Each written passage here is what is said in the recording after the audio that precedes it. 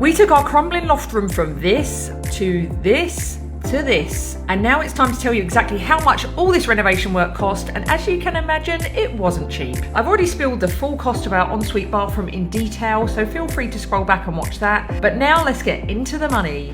Because transparency isn't about showing off, it's about sharing knowledge and the reality of how much this sort of work actually costs if you're planning your own project. I logged every single expense throughout the renovation process, so I've got it down to the very last penny, starting with the major building work. So we had to pay £764 for a building control application and £1,800 for structural engineer calculations before we could even begin.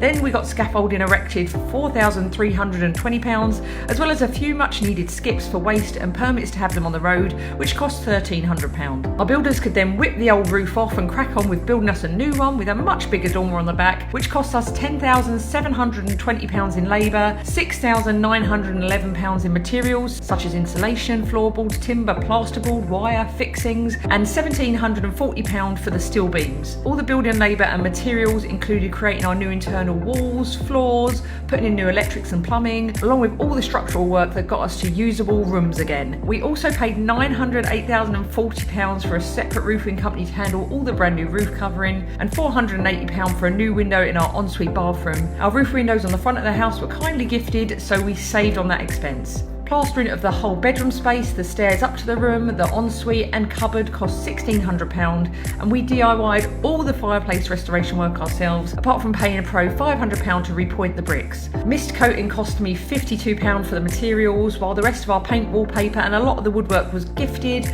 along with our plug sockets and switches. I've worked so hard on these accounts for years and years, so sometimes it is nice to get something in exchange for all the graft. The mega fireplace tiling project was such a DIY struggle, but only cost us £177.96 in materials. Then onto carpet, yes, the one we ruined just days after it was fitted, came in at £1,158, and the radiator that caused the crime was £179.94. All the final furnishing, the bed, bedding, chair, lights, artwork, etc. came in at £1,064, and the total for all the ensuite materials, tanking, tiling, doors, mastic and the actual suite was £4,456.95. Add in boring things like fire alarms, radiator valves, door frames, our eaves doors and lots of other teeny tiny details, and the grand total is £48,531.60. A huge amount of money, but it would have been at least double if we hadn't DIY'd so much and worked with such great professionals. This isn't to say that every roof project will cost this much, but I hope this gives a helpful idea of the ballpark costs involved in a mega transformation like this. So what do you think? Good value?